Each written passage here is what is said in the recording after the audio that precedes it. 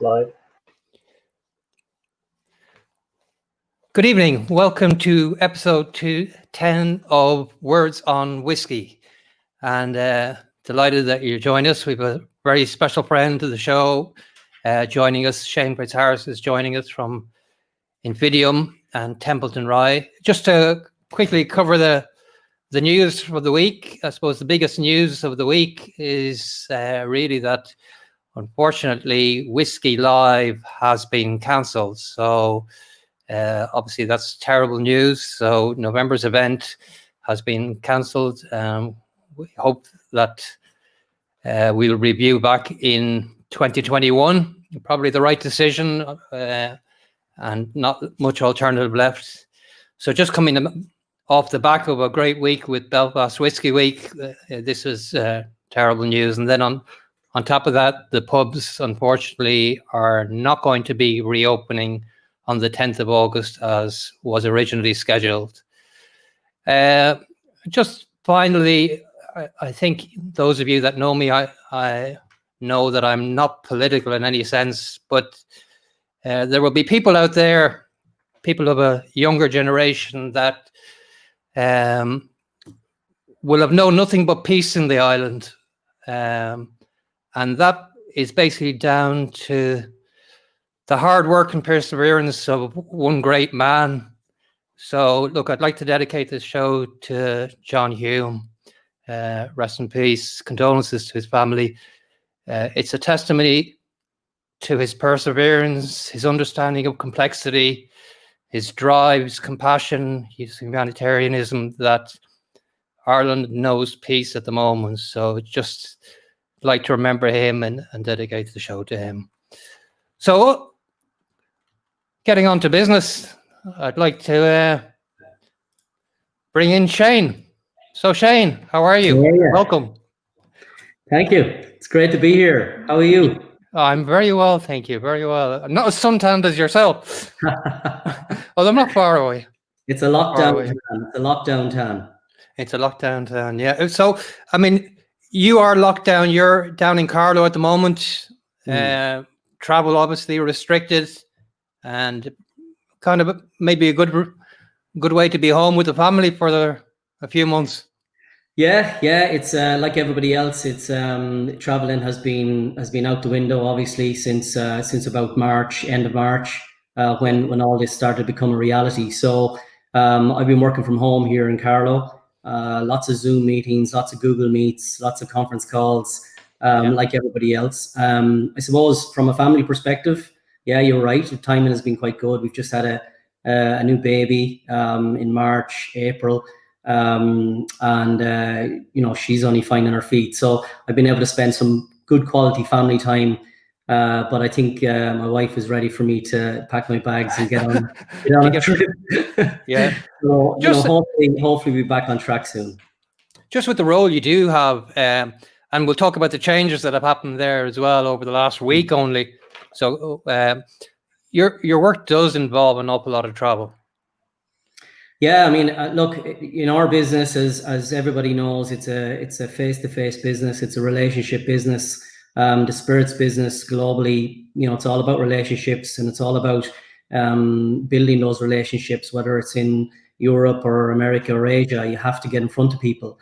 So the traveling has been obviously a big part of what I've been doing for the last 2.5 years with Templeton, obviously building something from scratch from an international portfolio perspective. You do have to go and get in front of people. It's very important. When you have your distribution, starting to build your distribution at least, then you have to travel for the whiskey shows, you have to travel for the events, you have to travel for, the marketing plans for the year. So yeah, look, travel is a big part of this role. It always was in my previous role as well. It's not new to me. I suppose this new reality that we're in right now means that a lot of our business is being done over those Zoom calls and those conference calls and those Skypes. And it is a new reality. We are building the relationships by doing that. Even us having this chat now, it's a little bit different than we probably would have done before, where I would have been sitting across the table. So, but it's a new reality we're all in. But yeah, traveling is key and, important. I get back on a plane soon. Yeah, I'm sure this is all you wanted was another Zoom type call, but you're This is you're enjoyable. used to it. It No might not be problem. too much. Catching up with an old friend. It's enjoyable. Indeed. Look, I mean, we met 4 or 5 years ago when you had the Walsh Distillery, and Walsh Whiskey. Can you tell us how you got into the industry in the start, and how that developed? Yeah, I mean, my story is I suppose very simple one. I grew up in Carlow, from a farm. We grew up on a farm. Family of 7 kids, 1 girl and 6 boys. I'm the youngest of the 6 boys. Okay. So it's probably why I talk so much. I had to talk a lot to get my point across in the house. But we grew up in the farm, and I suppose that work ethic was drilled into us from an early stage across the family. We had jobs every weekend that we had to do, and there was no lying in the bed, and that was it. We had to get out and do a lot of work around the farm. So from an early age, I suppose that work ethic was instilled within me by my parents.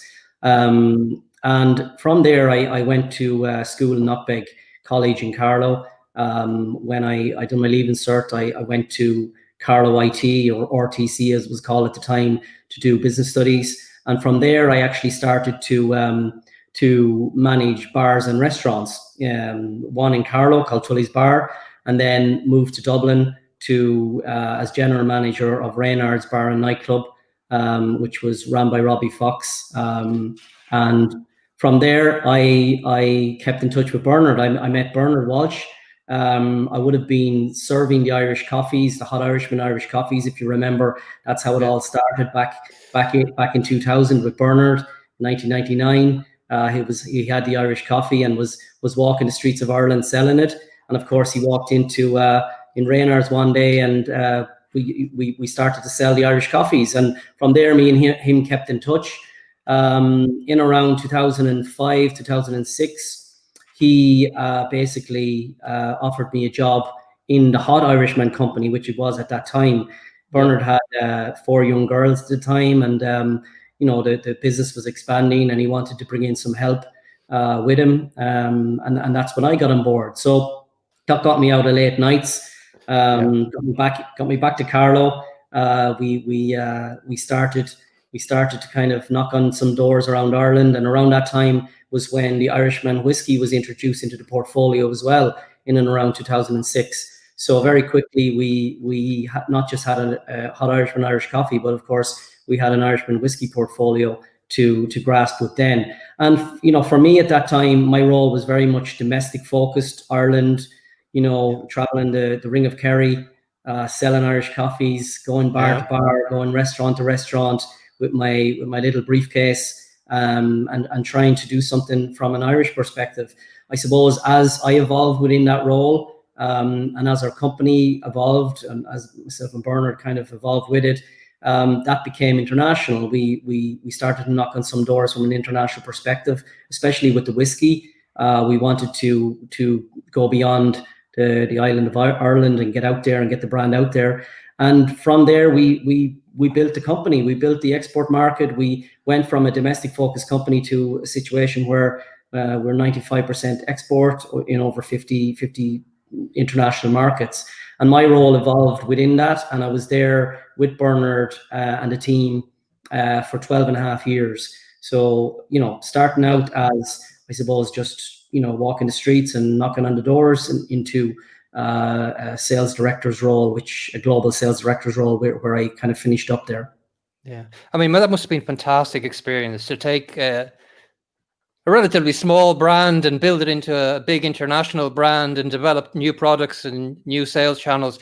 What were the challenges there? And maybe for those of us that don't know, we keep on hearing about distribution, and I suppose for us that aren't working in the trade as such, you could explain the importance of it and what exactly that means. What does distribution mean to the trade? Well, I suppose first of all, if we talk about the challenges that we faced back in 2005 were very different than the challenges we would face now. I think back then, we look at where Irish whiskey has come to today. We look at where it has evolved into, and the amount of distilleries, the amount of brands, the amount of players, the amount of fantastic personalities that we have within the industry. But it was a very different landscape back then. It was very much dominated by the big brands, and anybody outside of that really had to fight for some focus, and especially in the bars and restaurants and retail chains of Ireland. And for us back then, the challenge was to try and get somebody to buy the Irishman, or get someone to take something in along with Jameson and Bushmills and Tullamore Dew that they already had there, and obviously the Cooley portfolio. Outside of that, it was very difficult for someone to try and get somebody to take a bottle in. So there was a lot of challenges around that, just take a bottle in. And it's funny, I always tell the story of the early days when we had the Irishman. It was the Irishman 70 at the time, and I don't know if you remember that, but people watching this will remember the Irishman Founders Reserve was previously known as the Irishman 70, of course, before we rebranded into that Founders Reserve. But I walked the streets of Dublin one day. It was absolutely spilling rain, terrible day. Back in 2006, I had my little briefcase full of whiskey. I knocked on every door in Temple Bar, and no luck. Nobody was interested in taking another Irish whiskey onto the portfolio. And I got to the very end of the day, and I got to the very end, and it was the Palace Bar in shining lights, Palace Bar. And I went in, and Willie Ahern was behind the bar, and must have felt sorry for me. Saw me in the rain and saw my bag, and I said, look who I was, and I was selling the Irishman Irish whiskey, and he bought a bottle from me there and then, and it was the first bottle that we ever got in Temple Bar in Dublin.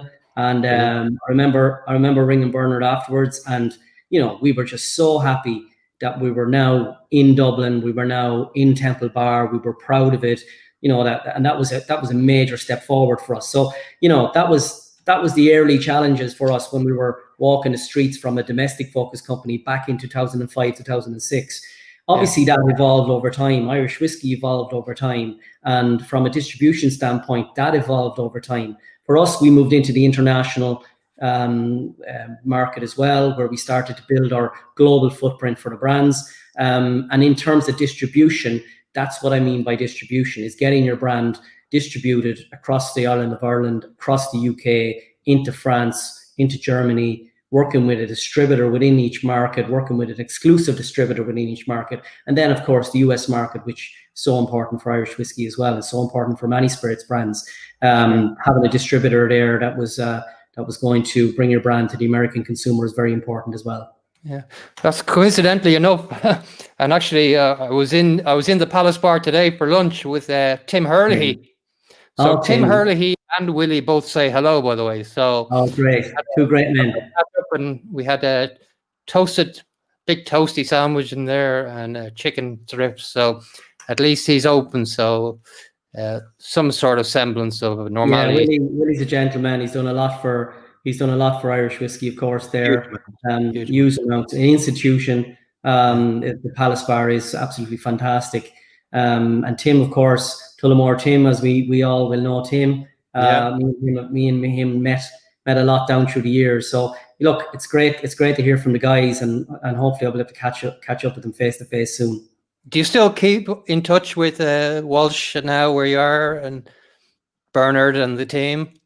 Yeah, absolutely. I spent nearly 13 years there. It was a very difficult decision to make the move that I did, and we were, myself and Bernard were very close. Bernard and Rosie were so good to me. They're absolutely fantastic people. The team at Walsh Whiskey are fantastic people as well. We stay in touch regularly, absolutely. Obviously, it's a lot of it's on calls now and emails, but anytime we can, we'll meet up for some coffee. We'll shoot the breeze. But yeah, absolutely, we stay in touch. Yeah. Can you tell me a little bit about how the distillery, the decision to build the distillery at Walsh came about, and what happened there on in terms of the partnership with Disaronno and so forth?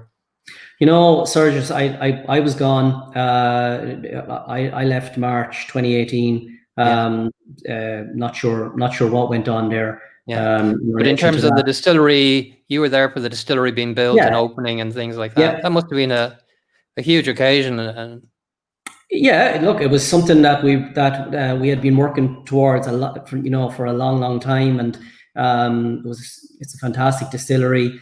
Bernard put his life and soul into it, and fantastic achievement for them to do that, and absolutely fantastic place. We were very proud of it. I think the important thing there is that the Walsh Whiskey's going from strength to strength, and Bernard's going from strength to strength, and the brands are going from strength to strength. It's an absolutely fantastic success story. Yeah, and of course you got a fantastic opportunity then to take on your current role, and I know it was a difficult decision for you, because I know you, Shane, you're incredibly loyal, incredibly hardworking, and so involved with the company once you do work with them. And it's one of the things like I really admire about your loyalty and your hard work and dedication are unsurpassed by anybody I've met in the industry. So anything that comes your way is well deserved. So Templeton Rye are lucky to have you. So how did that come about? And that came a bit left the field. I was contacted by Templeton Rye that would I be interested in coming on and taking on that project from a US perspective. I think for me at the time, I was so ingrained in Walsh Whiskey, and I am very loyal. I suppose it wasn't something I was looking to make a move, but I suppose the more I thought about it and spoke with my family and my wife, and I thought that the opportunity for me was too great to let me pass by. I think to get myself into different spirits industry, different categories, not just Irish whiskey or not just whiskey in general, but obviously the rums, tequila, different things that we're going to be doing that we can that gets me into different categories, and I can learn more. So after a lot of sleepless nights and a lot of to and fro, I decided to make the move and take the opportunity. And I'm 2.5 years in now, and look, it's fantastic. It's going fantastically well. I work for a fantastic company. Family-owned company, actually, brilliant family over there. Absolutely fantastic people. So I'm very lucky. Can you tell us a little bit? So when you started, it was as global brand or commercial director for the Templeton Rye side, and now in the last week you've given a new appointment within Infidium, who are the partner group within that family business. Yeah. So I mean, Templeton Rye. The initial role that I went into to do was to build a global footprint for Templeton Rye as a brand. Templeton Rye is a very successful US rye whiskey in the domestic market, but had never had any sales outside of international. They never had any global footprint, I suppose. So my role was to build that global footprint, get the brand fit for purpose from an international perspective. It also coincided, of course, with the opening of the Templeton Whiskey Distillery, which was in August 2018. So that was a big part of it for me as well. And it was to really just get the brand set up from an international rollout, which is exactly what we did. Now, that entailed a lot of building it from the bottom up, a lot of labeling, legislation, bottling, everything. And then, of course, to build a distribution from scratch as well. So we went from obviously having no distribution outside of the US to a situation today where we're now just under 40 markets internationally across 5 continents. So that's been in just over 2 years. So we've seen a lot of success. There's been a lot of hard work, and we remain keeping the shoulder to the wheel there and building our global footprint internationally.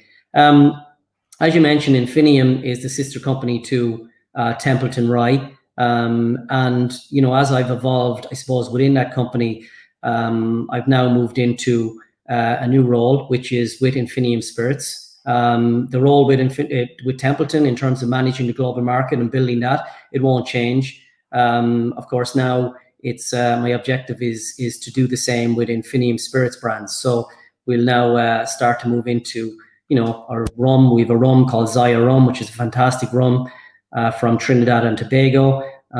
We also have distribution rights to a tequila in Canada, Puerto Rico, and in the US as well. And also we have the global distribution rights to a tequila brand called Tears of Llorona, which is a highly limited, and let's call it the Pappy Van Winkle of the tequila world. So some exciting things to come from that one in the coming months once I get. And are you looking to get international distribution on those? So will we sell those products in Ireland at some stage? Yeah, absolutely. Yeah, we will. That's the plan. So Zaya rum, which is a fantastic rum from Trinidad, and also the Tears of Lorona, which we will be rolling both of them out from an international perspective as well. So lots of work for us to do around that. Yeah. In terms of the rye, for those of us that aren't that familiar with rye, although we're starting to see rye being introduced into the whiskies here again, as it was historically. You would have seen rye content in Irish whiskey. So I think you've got Prize Fighter Irish whiskey, which had a rye influence, and then the Kilbeggan rye. But in the true sense of the word, could you just tell us what rye really is and how it's developing and being perceived? I know there's huge growth in that area in the States. Well, look, I think the first thing to point out for rye whiskey and for American rye whiskey is, is to briefly go back to the history of rye whiskey and where that came from. And I suppose it's a good example of how quickly you can rise to fame and fortune in America, and how quickly you can lose it, I suppose, and again how you can gain it back. And quickly going back to the 1600s, you can actually thank the Irish immigrants that settled in the USA, both Scotch and Irish immigrants, for American rye whiskey. And at that time, it was two states in particular, which was Pennsylvania and Maryland. And the early Scotch and Irish distillers, they settled in Pennsylvania and Maryland, and they brought distillation with them, of course, but they were making whiskey primarily using barley. Obviously, barley didn't adapt that well to the harsher climate of North America, so they didn't have much luck. But of course, rye grain did. It's a much harsher grain that stood up to the climates of North America, and that's really where rye whiskey came about. After the Revolution, then rum became very scarce in the US, as rum was made with molasses, and molasses was made with sugarcane. It was only available as a Caribbean export, and it was not making its way to the US. So rum production halted, leaving a vacuum in the spirit world, which American rye whiskey jumped into. And around that time, the Irish and Scotch immigrants had perfected the art of rye whiskey distillation, and they jumped at the chance to fill this vacuum. And that's when rye whiskey really began to make its mark. So, it's interesting to know in 1810, there was 2.2 million gallons of bourbon produced versus 6.5 million gallons of rye produced. So rye was actually outproducing bourbon by 3 times in early 1800s. Now, of course, today, that's, bourbon is the dominating category within the American whiskey space. But, back then in the 1800s, it was really rye whiskey. Of course, there was the rise, and there was a fall. And through the 1900s, that's really when rye whiskey started to make meet its challenges. And Prohibition, which was funny enough, where the story of Templeton starts. Prohibition was a big challenge for rye whiskey, because essentially the spirits market collapsed overnight with the outlaw of alcohol. And more interesting enough, which is something that's not really spoke about, is why bourbon at the time became the much bigger brother than rye whiskey. And this was the government subsidization of corn. So before and after Prohibition, the USA government subsidized corn, making it like a lot more enticing for crop farmers. Distillers flocked to the cheaper corn, and rye continued to disappear. But now we're seeing a rise of it again. Rye whiskey is making a major comeback. The Mixology Trends using rye whiskey in the classic cocktails, the rye-based cocktails, are driving this. Your Manhattans, your whiskey sours, your Boulevardiers, your old-fashioned, a lot of trendsetters, bartenders, reaching for the American rye whiskey cocktail. And there's a global trend towards spicier and flavoursome American whiskey as well. And so that's the big difference then, is it, Shane, between rye and bourbon? Is the spiciness, or are there other characteristics that? From a taste profile, Sergius, it's really that you're getting a lot of bold, spicy flavors with rye whiskey. Now, I suppose what rye whiskey is from a legislation point of view is it needs to be distilled from at least 51% rye. Bourbon needs to be distilled from at least 51% corn. So there's your difference in that sense. Other ingredients then are usually corn or malt barley or even wheat. It must be distilled no higher than 80% ABV off the still, for instance. and then it needs to be aged in flame-charred new oak barrels. So this is very similar to bourbon in terms of legislation. However, bourbon, as I said, needs to be distilled from at least 51% corn, whereas rye needs to be 51% rye. Now, the difference in flavor profile is what that will give you is from a bourbon perspective, that corn will give a much more sweeter profile, whereas rye whiskey will actually give you a much more bold and spicy flavor. So in actual fact, rye is a type of a grass, which is a member of the wheat tribe, which is more closely related to barley. So it's a big, bold and spicy whiskey that delivers, real high complexity. And that's exactly what rye whiskey gives you, is this pepper, this spiciness that you don't get from a bourbon. It's actually very similar to, let's say, Irish whiskey in a way, single pot still Irish whiskey in a way. I'll probably be killed for saying that from an Irish whiskey perspective, but rye whiskey is peppery, it's spicy, it's fruity, it's bold, it's complex. Exactly what you'd be talking about with single pot still whiskey. So then the variances between the different ryes, then, is that based on the percentage above the 51%? So can you get 99%? Yeah, you rye? can. Yeah. You can. Templeton is 95% rye and 5% malted barley in the mash bill. We don't have any corn in there whatsoever. You can get 100% rye. You can get 99% rye. The challenge with rye distillation is that it's very gummy to distill. It creates a lot of challenges from a distiller's point of view. Adding the malted barley in there helps with the distillation a lot. So you do actually get not just the flavor profile that the malted barley will give you, but it also helps with distillation. I think a lot of the lower end rye whiskies that you will get will be, just above the 51%. The rest of it will be made with corn because it's a cheaper grain. The higher rye content ones tend to be more premium, which will deliver the more spice and is exactly what you'd be looking for. Yeah. So I see Ro O'Leary there saying he tried rye whiskey in an Irish coffee. Surprised at how good it was. So it's obviously versatile as well. I'm here to tell everybody how to drink their whiskeys. As we all know, it's all individual, so it works. If it works, it works. Yeah. Tell me, then in particular, obviously Templeton Rye is the best rye about, I'd imagine. What makes Templeton Rye different? And actually, going back even further, what is the difference in the production process of rye whiskey as opposed to malt whiskey, single whiskey here? I think for our distillation standpoint, it's similar enough. We've got our column stills, we've got our doubler, we call it, which is essentially a pot still. It's quite similar in that sense. I think from a distillation standpoint, obviously the use of the grain that we're using is key, because we have that legislation of being 51% rye. It must be distilled no higher than 80% ABV off the still. It has to enter the barrel at no higher than 62% ABV, and obviously it must be bottled at a minimum 40% ABV. But one of the most important points here, which is and is a challenge for innovation for American whiskey, is the fact that we can only use the barrels once. So we age in flame-charred new oak barrels, just like bourbon. But once we use it, that's it. We can't use it twice. We can only use it once. And that's why there's a plethora of ex-bourbon barrels available for all the Irish whiskey distilleries to use and all the Scotch whiskey distilleries to use. But for us, it adds to the cost, it adds to the challenges. It kind of holds back a little bit in terms of innovation. But that's essentially a big difference from Irish and Scots.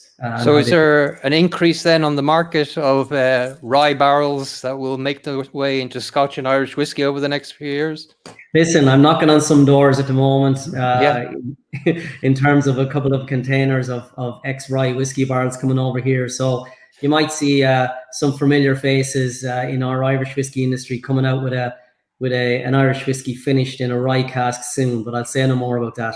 Right. In terms of sales of rye, is it matching the same growth that Irish whiskey has enjoyed over the last while, or is it even more so? I mean, like sales of rye whiskey, I suppose there's a sudden thirst for rye whiskey globally, American rye whiskey, and the sales volume have grown 800% in the past decade. So to put that in perspective, Sergis, since 2009, 2010, rye whiskey volumes have jumped from 90,000 9-liter cases to over 1 million, and that's a nearly 1,000% revenue increase. Which is massive for any category. Now, look, it's coming at a low base, but it just shows you the interest in American rye whiskey from not just a US perspective, but from a global perspective. It's actually growing double digits year on year at the moment. And as I said, it's from a low base. But the fact that, me and you were having this discussion, the fact that we're now in 40 international markets for American rye whiskey, there's a major thirst for American rye whiskey. People are looking for whiskeys that are more complex. People are looking to branch out and try new things. They're not just tied to Irish whiskey or Scotch whiskey anymore, or American whiskey. Their shelves behind them have whiskeys from all parts of the world. So we're seeing major growth in that sense. It still needs to mature. Okay, it still needs to mature. Rye whiskey in certain markets, is an untapped opportunity, but through education, through training, through tasting, we believe in liquid to lips. If you taste it, you will buy it, and that's what Templeton Rye is about. That's the quality that we have in our bottle. And now with the distillery and the plans that we have for our distillery, the future is very much bright for the brand. Yeah. Well, just prior to us, or the week coming up to today, I was doing some research there about rye. I mean, there's an absolute plethora and a lot of talk online, a lot of blog posts, a lot of blog sites. Some people are specializing, writing specifically on rye and doing historical research, and they have that Irish-Scotch connection with rye. Are there any notable Irish people that that were involved in the development of the rye side of the business? In the back in the early days, are we talking about? I suppose all those records are gone. You know what? If there's anybody out there watching this that had a great grandfather that did go to Pennsylvania or Maryland, or was interested in distillation at the time, then it would be very interesting to know that. I mean, it was very clearly the Scotch and Irish immigrants that brought distillation to those two states in the 1600s. So I'm sure there is somebody out there somewhere who knows. Charlie Roach, I know, mentioned previously, but it went in one ear and out the other, I'm afraid, at the time. It was at a whiskey tasting, so he might jump back online and tell you. Be interesting to know for sure. Yeah. So other than the Templeton Rye, which I'm sure keeps you extremely busy, the new role now only this week that involves developing those other brands. Is there a different formula for developing one product as opposed to another? Is it a completely different formula for developing rye as opposed to developing the tequila market, as opposed to, as your days in Walsh, developing Irish whiskey? I think the base of your work remains the same. I think your integrity, your work ethic, your communication skills, your relationship building, all remains the same. The product changes. The pricing changes, maybe the education around it changes, but essentially the passion doesn't change. You still are passionate about the brands that you're selling. You're passionate about it. You believe that you're bringing something of high quality to a consumer, and you genuinely believe that. That doesn't change. So in a lot of cases, the relationships that you've built remain the same. So a lot of my distribution partners that I have built for Templeton over the last 2.5 years will also work with me on the tequila and rum brands and whatever other brands that we look to bring into the Infinium Spirits portfolio over the coming years once we grow that portfolio up and out from an international perspective. I think the foundation remains the same, and the opportunity changes in terms of brand to brand, but ultimately it's the same. It's the same how you go to war the same way.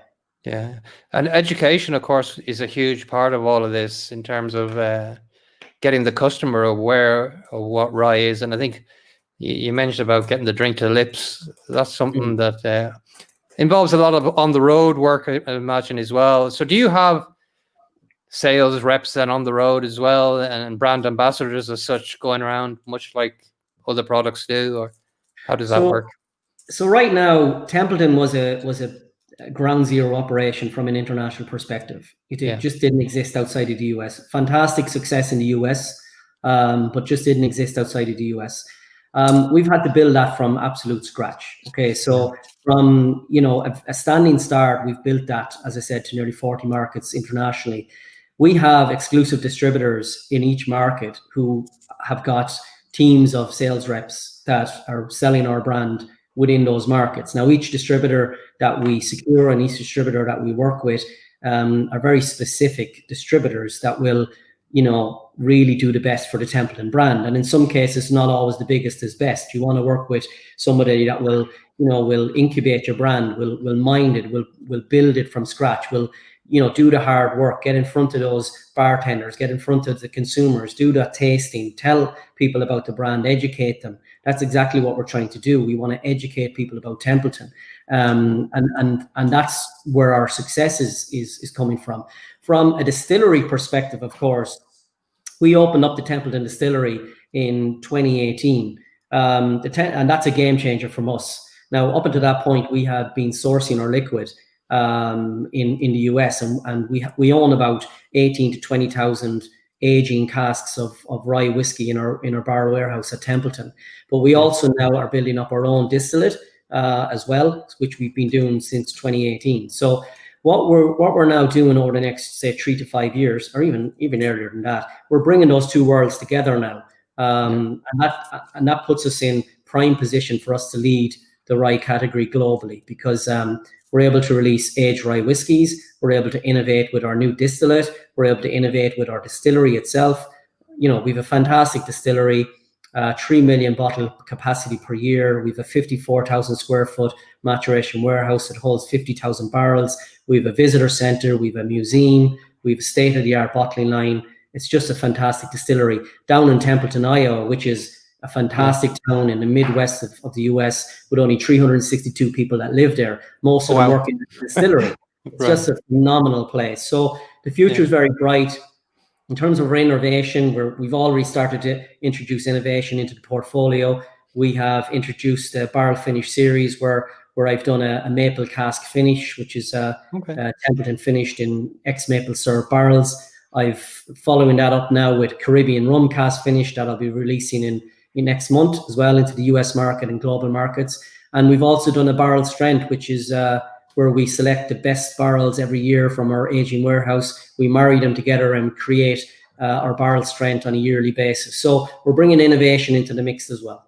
Yeah, so you're involved with 3 core products that are very much at the forefront of the spirit industry. So rum, tequila, and rye. I mean, they're all hugely popular or gaining huge popularity over the last while. Is there any conflict, or is your heart in any one place for any of the particular products, or are you torn between them? How do you shift that? No, I think, look, I think for Templeton, obviously Templeton is a fantastic story for me. It's the reason I made the move to the US side of it. We've built something from scratch. Over that time, we've seen that grow internationally. We've built out the portfolio itself in terms of introducing new products and new ideas that we had that have come to life. You're always going to feel ownership to that. We obviously have such a fantastic distillery as well, with such fantastic people down there. I'm always going to have passion and romance for that one. But on the other hand, Zaya Rum is a fantastic brand with massive potential. It's been doing fantastically well in the US, and it's now ready to build an international footprint as well.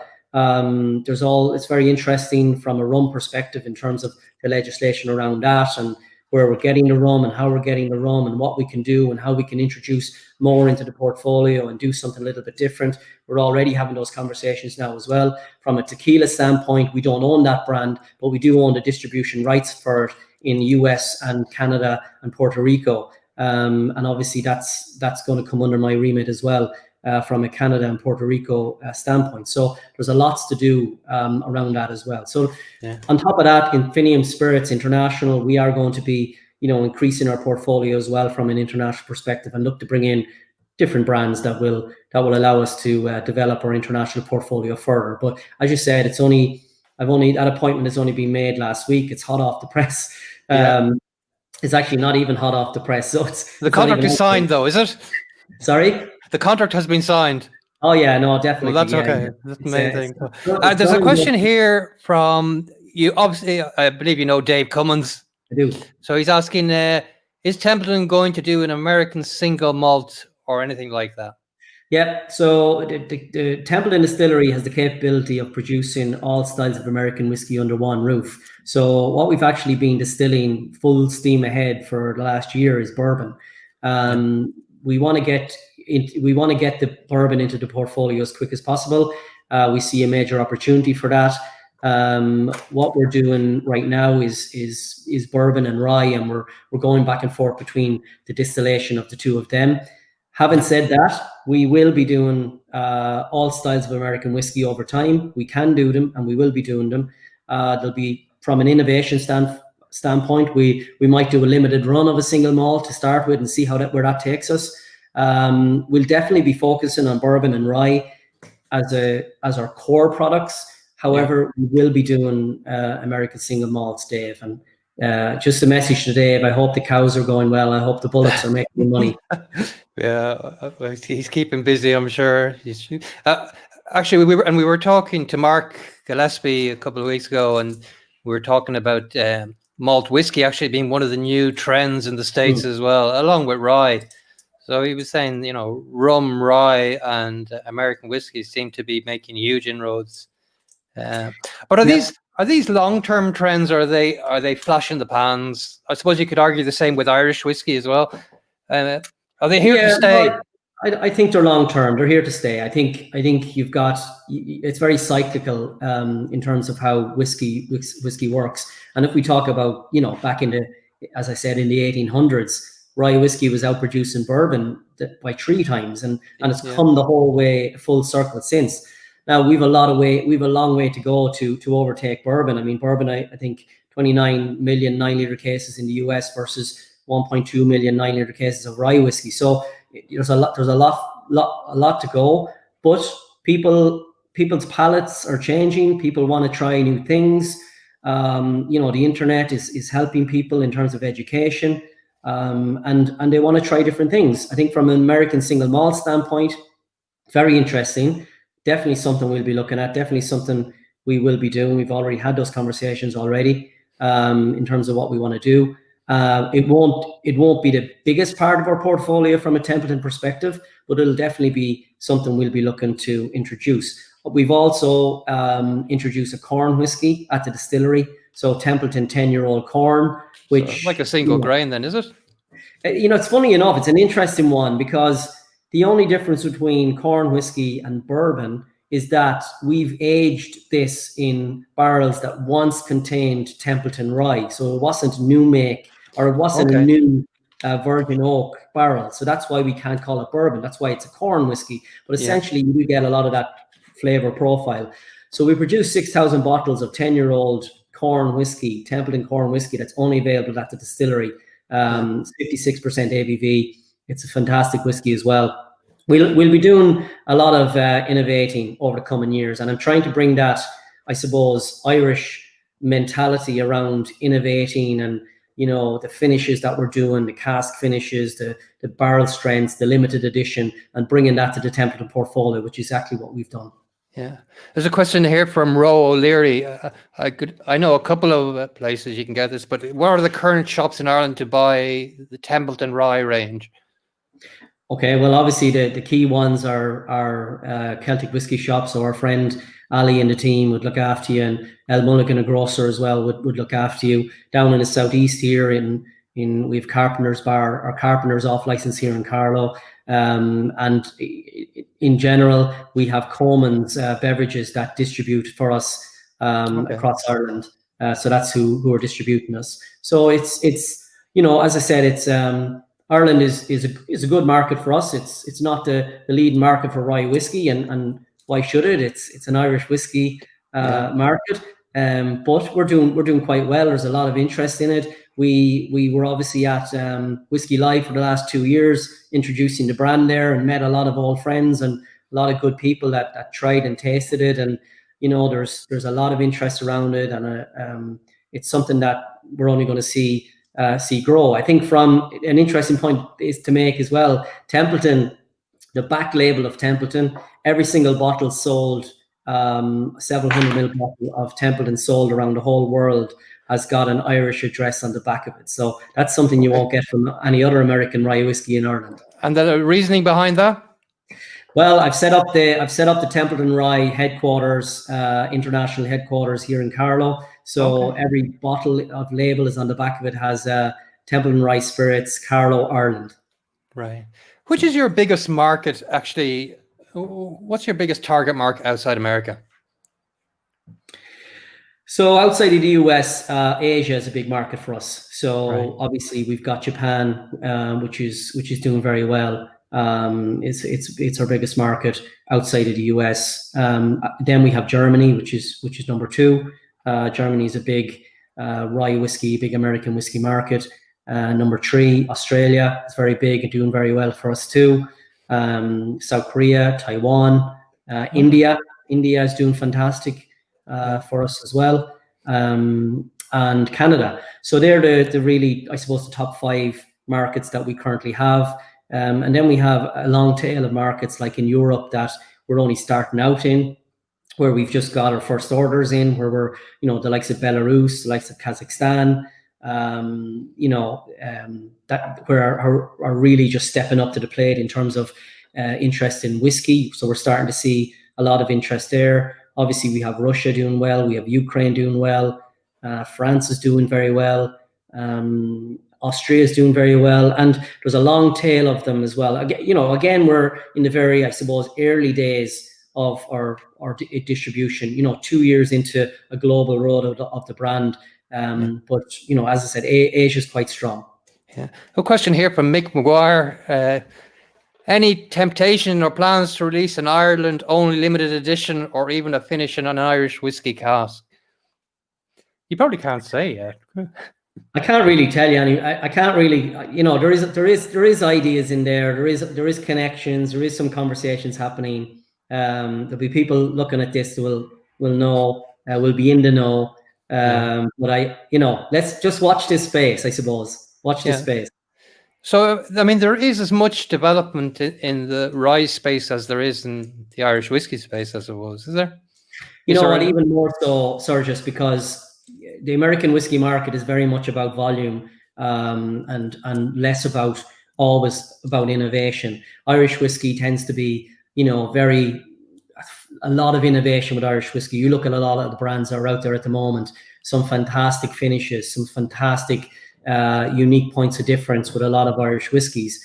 American whiskey has tend to, not go down the innovation route too often, and definitely Templeton, we hadn't done that previously, and it's something that we've now embraced in terms of bringing innovation, not just to our current portfolio, but also how we distill our product through our maturation, through our distillation, through our fermentation, different yeast strains that we're going to be doing.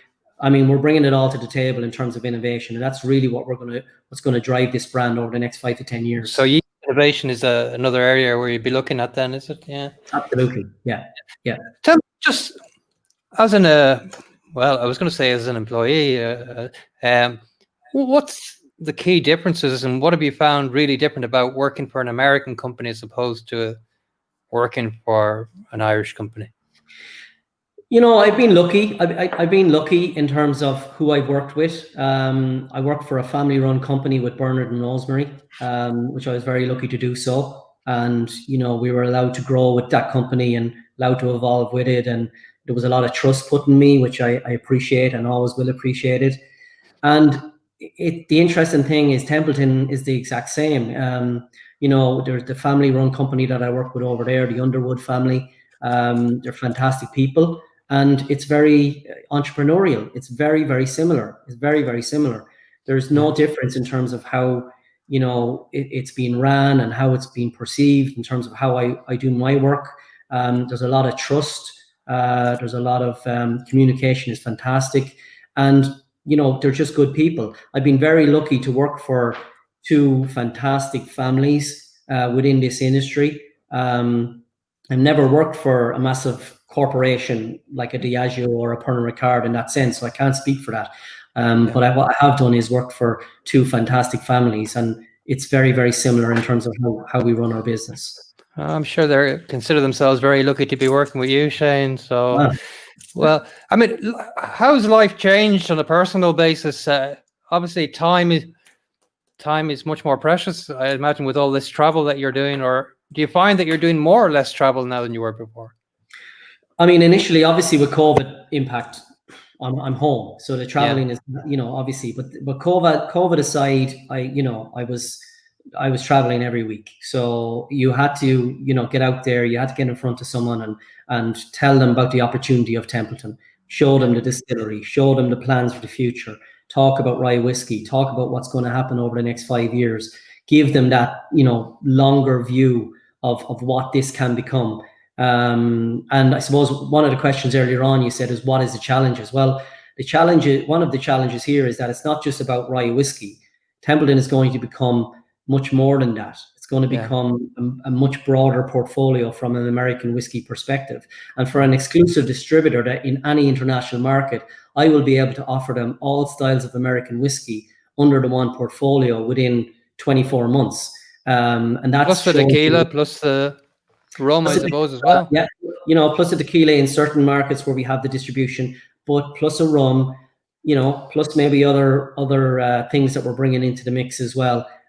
Which is exactly what we're going to be doing over the coming year. So, we're going to build an international spirits portfolio, which is going to be a one-stop shop across all spirits categories. And that's the plan from Infinium Spirits International perspective. But from a Templeton perspective, it's about the big picture, what we can offer them, what we can give them. And you have to get face-to-face with people to do that. So you have to travel, you have to get in front of them, you have to sit in their office, you have to show them what it's about and give them a bottle and let them taste it and taste it with them and look in their eyes and say, look, this is good stuff. Taste it. Tasting is believing. So from a traveling perspective, it has to be done. Sorry, Shane. Okay. How much do you lose out by having to do everything virtually at the moment? I think, from a communication standpoint, from a relationship standpoint, I mean, it's easy for me and you to discuss like this. We know each other quite well and we go back a long time. And, me and you have had plenty of great face-to-face discussions, of course.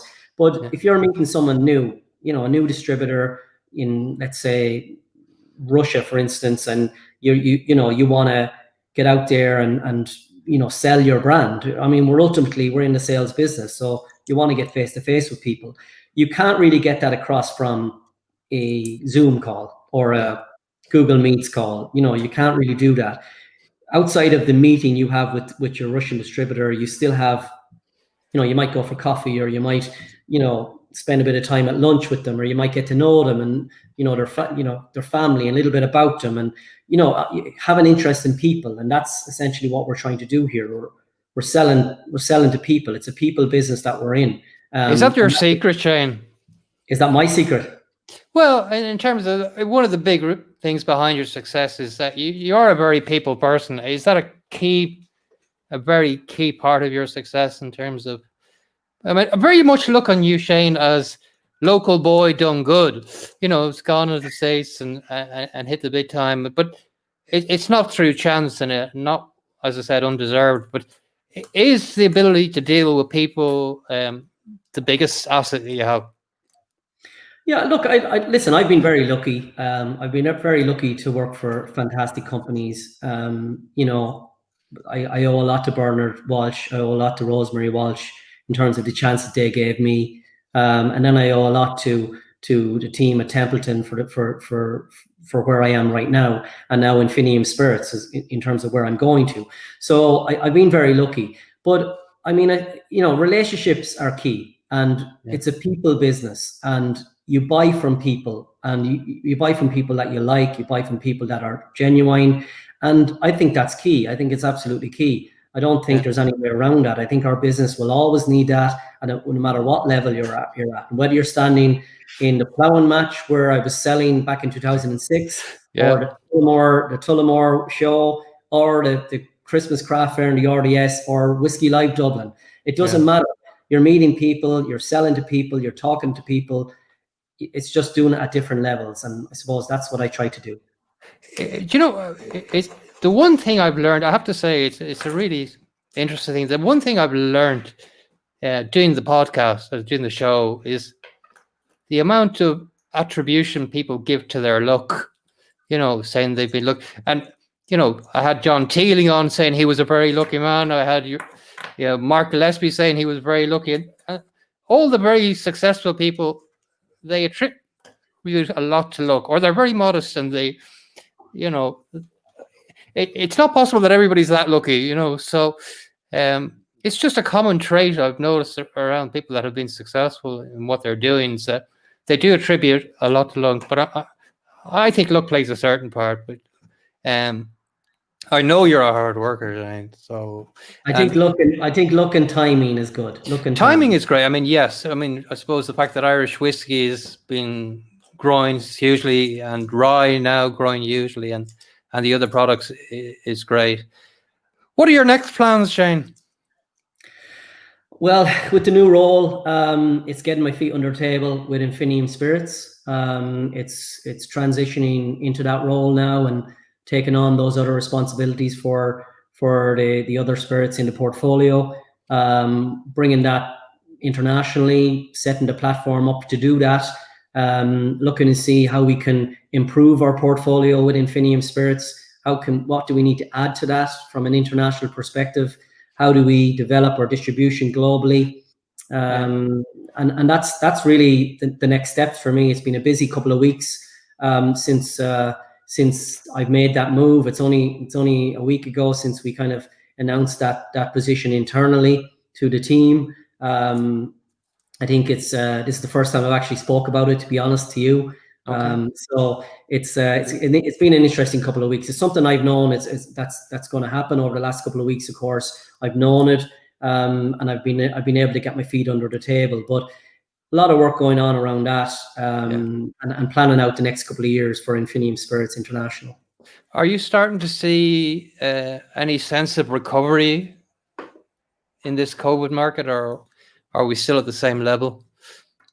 No, I definitely see. I'm definitely seeing recovery, Sergius. I think from March to June were particularly difficult for the global spirits market. Particularly difficult. I think a lot of conversations, were shut down. A lot of distributors around the world in different countries were concentrating on their own businesses and trying to make sure that they stay afloat. As someone said, they were attending to their own canoe first before they thought about anybody else, and as they should.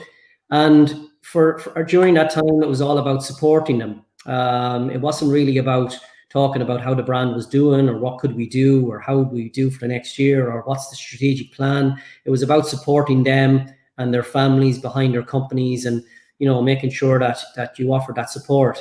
But now we're seeing those conversations open back up. We're now seeing the green shoots of recovery starting to show their heads. The conversations are opening. The orders are starting to ship again, albeit a little bit smaller than they would have been beforehand, as they take tentative steps back into recovery. But we're definitely seeing it. We're definitely seeing it in Asia. We're now seeing it in Europe, where we're starting to see orders ship again.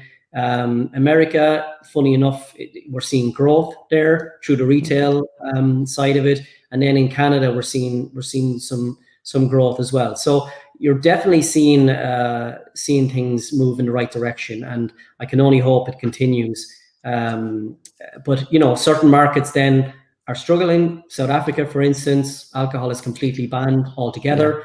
It's difficult for them over there. I mean, that's something that I was just over the line with a pretty big distributor in South Africa. Obviously, that didn't come to pass because they are really struggling right thoughts are with all those people over there and the businesses around the pubs and restaurants and distributors. But every market is a little bit different, and every market is in different stages of progress. But we are definitely seeing progress. Yeah. I suppose outside of the spirits side of things, what do you do to unwind, or how do you spend your free time if you have any? We have a young family here. My daughter Amelia is 6. She's just turned 6, and Georgia is only 3 months old. And we just got a new puppy as well to make our life a little bit harder. But family time is very important to me. Family time is very important to us. So when I'm not working, I try and spend as much time as I can with the family. Obviously, when I'm traveling, it's always difficult to get that work-life balance. Of course it's difficult, especially when you're trying to build something from the foundation upwards. But now anytime I do get, it's the walk in the park, it's the going for the walk. The small things. Small things. It's very important. It's it's brilliant for me to kind of be able to switch off and spend time watching Peppa Pig in the evening. Yeah. Oh God, I have a lot of sympathy for you there now, I have to say. Yeah. But what would you say is your biggest achievement, Shane? What are you most proud of? I think I'm proud. I think I'm proud to work for the companies that I've worked for. Some great brands, absolutely fantastic brands. I mean, you look at Writer's Tears, you look at the Irishman, you look at Bourbon and the family and Walsh Whiskey and what they've achieved. I was so lucky to work with them. I think to be able to achieve what we achieved, you have to be proud of it. Culminating in the opening of such a fantastic distillery. I think obviously what I've done over the last couple of years with the Templeton team in terms of distribution across the globe. Obviously, it's very early days still. We're only building. We have a lot of work to do. We have to keep that shoulder to the wheel, which is exactly what we're doing. We have to evolve. We have to innovate. But you have to be proud of that work that we've done. Yeah. Obviously, culminating in the opening of Templeton Distillery as well, which is an absolutely phenomenal distillery. So someday we'll get out there and have a. Yeah, I think there should be an Irish whiskey tour out there. Yeah, they need an article there, do we? Yeah, but I think that's what it is. I think I've been very lucky and proud to work with some fantastic brands. And look, I'm still young geesh. I hope you're young. Lots more to come. Yeah. Look, Shane. I mean, we go back 5 or 6 years, and I actually remember one of our early conversations across the road from Wynn's Hotel, if you remember that one. I sure do. And I've always been very grateful and thankful to have met, and the encouragement you gave us back then. I mean, we probably wouldn't have got off the ground. I mean, you were the first person that I think mentioned the magazine too at that stage. I think I'd briefly mentioned it to Bernard as well. So right. It's something I don't forget. I know how hardworking you are and how loyal you are as well. So you're a model person, if you like, to be doing what you're doing. And just want to thank you very much. I wish you every success. And with the new family as well. And it's great that you're home for a while. I'm sure your wife will probably be getting ready to kick you out before long. Yeah, but she's packing the bags. You pack your bag. But thank you very much for your time. It's been really interesting, actually, finding out about the rye as well. If somebody wants to find out more, is that go to the website, Templeton Rye? Look, if anybody wants to find out some more, they can email me at shane@templetonrye.com. Any questions they have, anything they want to reach out to me, shane@templetonrye.com. I'll answer any questions that they need or want to get in touch with me. I'm happy to do so. Or even on the Facebook page, Shane Fitzharris Facebook page, all about Templeton. But look, I do want to say, I do remember that meeting, Sturgis, and I have to say, look how far you've come, and look how far the magazine has come from a budding idea that you had that we discussed in that bar all those years ago. And you had to go and make that happen, and you had to put in the hard work to do that. And, you should be very proud of yourself. It's absolutely fantastic publication, and the Irish whiskey industry is lucky to have people like you behind it. Well, thank you very much. And I do, you are a huge motivating factor behind it, Shane. I don't know if you realize how much, not only from terms of encouragement, but also backing when you were with Walsh as well. So, look, all I can do is wish you the very best. I'm hoping this bloody thing goes away, this COVID, and we get to meet up. But everybody I've spoken to about you is been, so positive and so happy for you. And they all wish you the very best. So hopefully we'll get to meet before too long. I'm sure we will. I'm sure we will. It's a small industry we're in, and it's a tight-knit community we're in Ireland. And even if you go outside of the category, which is what I've done, I think people still like to stay in touch. So I'm absolutely delighted to catch up with you, and delighted to have me on. Yeah, thank you so much. Listen, all the very best. Take care. Stay safe. Best of luck to everybody. Take care, guys. Thanks, Shane. Well, that was an interesting chat, I hope. We'll be putting the podcast up in the next 24 hours, and the video will be on YouTube if you want to catch, as are all our podcasts. They're on your favorite podcast player, and on our YouTube channel, Irish Whiskey Magazine YouTube channel as well. Thank you very much for joining us. We've 2 guests next week, 2 for the price of 1. 2 very well-respected young men that we hope you will tune in and watch next week. So from us, from Irish Whiskey Magazine, thank you very much for joining us. Have a safe week and take care. Bye-bye.